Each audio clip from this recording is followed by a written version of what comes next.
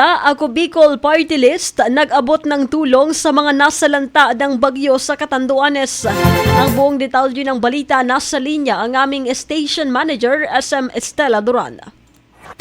Bicol Network News Report!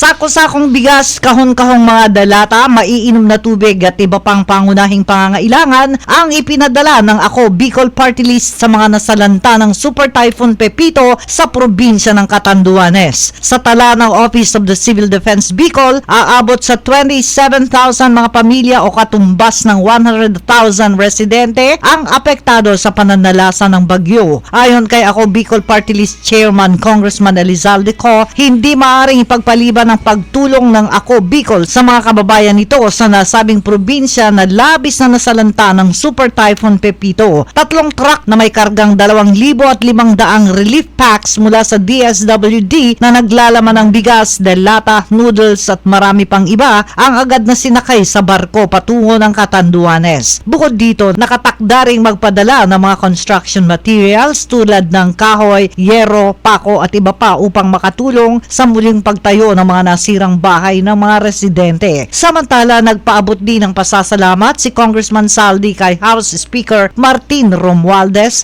sa suporta nito sa Bicol Region matapos na pangunahan ang Tabang Bicol Tindog Oragon Relief Caravan katuwang ang Malacanang at iba't ibang ahensya ng gobyerno. Inaasahan ngayong araw darating ang nasa 24 na truck ng relief goods na nakatakdang ipamahagi sa mahigit 150,000 na mga Bicolano. Kasama mo sa Bicol Network News, Megawa Patrol numero 12, Estela Duran, tatak tunay na serbisyo.